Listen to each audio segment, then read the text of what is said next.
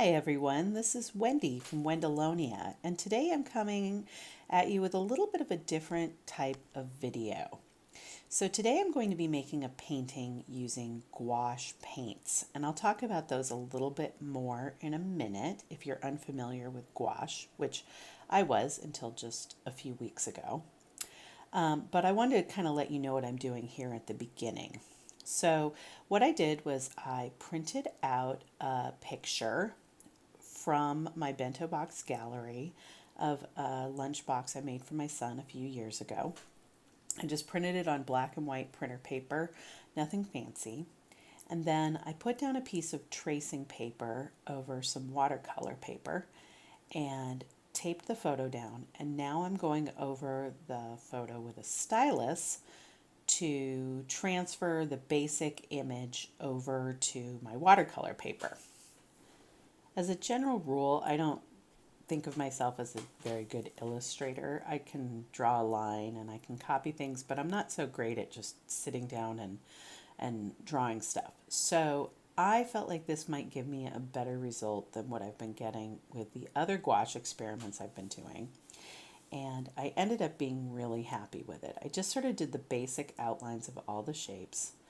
And then once I had them transferred over, then I picked out my colors of my gouache and I started painting. So if you're unfamiliar with gouache, gouache is very similar to watercolor, like I think I said earlier. It's a water-based paint, but it has more pigment in it than watercolor. So it dries to an opaque finish, and it has a pretty kind of a chalky matte finish that's really nice once it's dry. And because it's opaque, you can paint lighter colors over darker colors, and they just pop. They look awesome. So I didn't really do much of that with this painting, but I have done it with other paintings, and it's really fun, and it gives a very cool effect.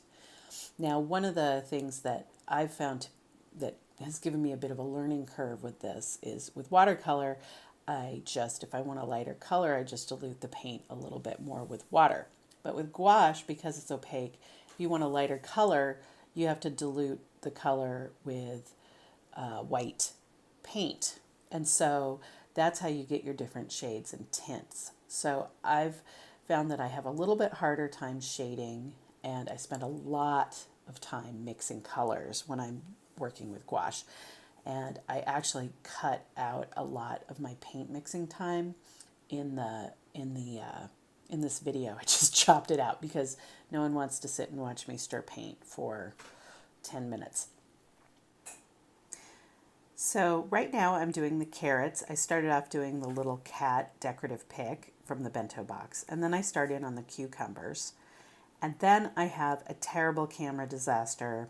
My battery died. I didn't realize it. I painted and painted and painted for quite a while, and I didn't really figure that out until I was basically done with the painting. So this video is going to end very shortly as far as the painting part goes. I did manage to get a little bit of time to paint so you can see the cheese, and then I get a little bit of the crackers done, and then the battery cuts out again, and ta-da! I'm all done with my painting. When I did start recording again, it was time to add details. So I'm using a Sakura Pigma Micron 0.5 pen to add a face and some shadows to the kitty. And then I go in with a jelly roll pen, a white jelly roll pen, and add some highlights so you can see sort of where the light is shining off the metal of the Bento box. But once I've got that done, I'm pretty much finished. I did, after I finished recording, decided that I wanted a background, so I painted a blue background in, and you'll see that in just a minute when I show you some close-ups of this Bento box painting. Thank you so much for watching today. If you liked this video, I'd appreciate it if you'd give it a thumbs up. And if you have not yet subscribed to my channel, I'd appreciate it if you consider doing so. I'll see you back here soon with another video from Wendolonia.